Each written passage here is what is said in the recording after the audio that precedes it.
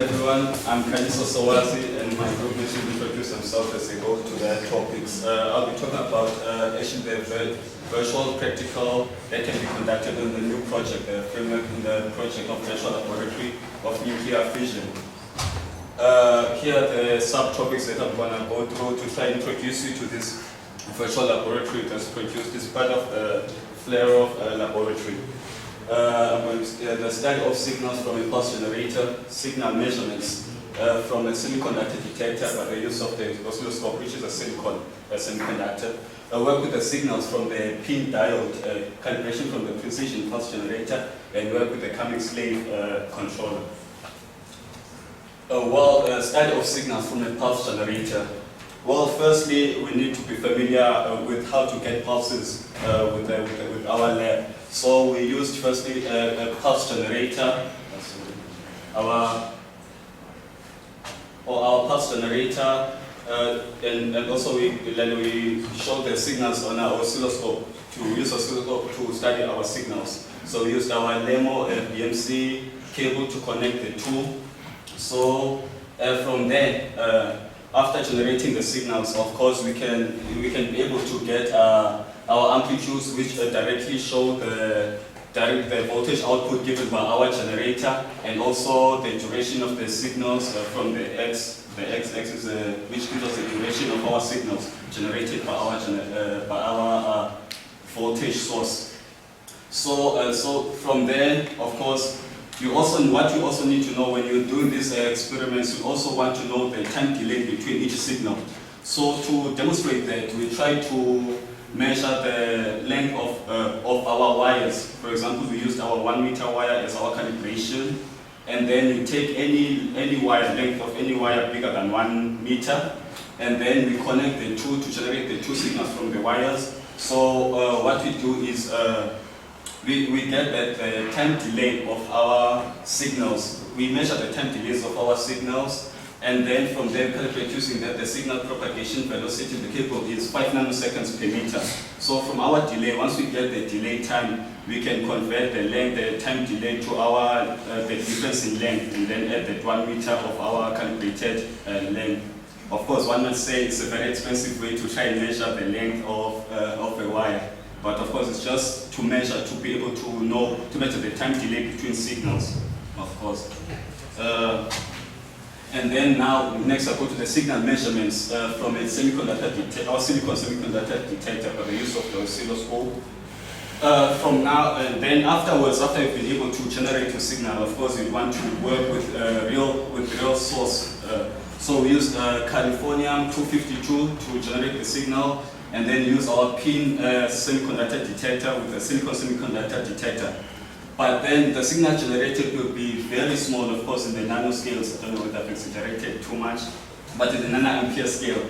But then, of course, to get the signal on our oscilloscope, you need a high voltage source. So you use our high voltage source to try and amplify the signal so that you can put a good reading on your oscilloscope.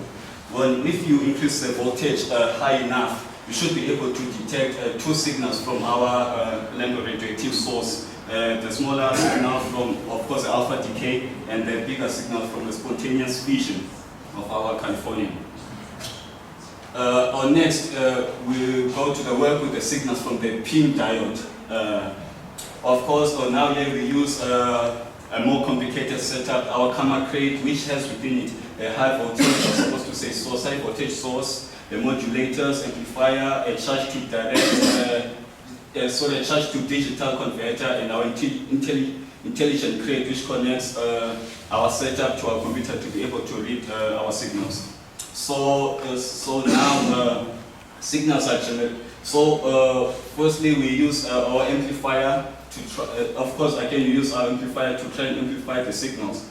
But from our oscilloscope, we don't really get a spectrum. We just get a signal with amplitude and the time of a signal. So now, what we want to do with using this setup is we want to form a spectrum to be able to measure all the energies of our particles which are radiated from our Californium source. So what we do is we use our amplifier and try to add more voltage so that we can form a different spectra. So what we do is we can modulate the gap between each signal by adjusting the amplifier until we get a satisfying spectra, the distance between the signals. And then from there you can read, you can see that we have different peaks which show the radiation from our radio source, the signals from our radio source. So, and you know that each, of course we're given the reading as a function number of counts in per channel.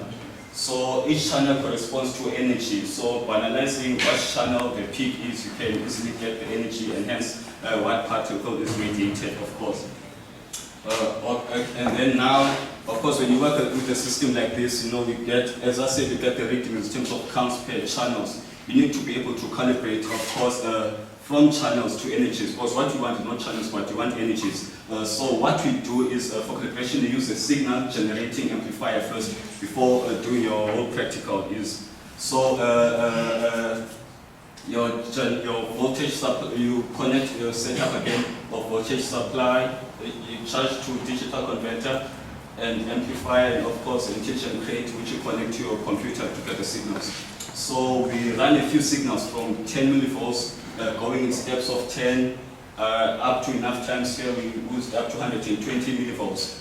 So you get a reading on the computer for each millivolt corresponds to a channel. So we then make a plot of our voltage which we've added, and together with our channel readings, and it should form, as you can see on this diagram, a straight line which shows that the linear dependence between our voltage, and the number of channels, the voltage to channel, which is given by a straight line, just a simple straight line function. After we've calibrated at the lab, we were able to get the calibration coefficient, which is the slope of 0.0468 and the intercept energy of 0.3509 millivolts. So from now it can be easy for us to convert whatever reading we have on channels into energies. So again, of course, you also work with a CAMAC slave controller, the study of the register model. Well, with the CAMAC, which is short for Computer Automated Measurement and Control, is a control and data acquisition system based on crates and modules. We have here, it has normally has 25 slots or stations where with modules are inserted, including a control crate, which is usually at the end. We can choose which slot or station we read from by adjusting the crate controller, which is usually at the top of the equipment crate, which I will show on my next slide. So here is the control crate of the CAMAC. So at the end here will give you which slot you want to read from, and the A is addresser, which tells you specifically at that control which output you want to get from that control. Well, that's it from me now. I'll give to my colleagues to tell you more about the real practicals that we conducted.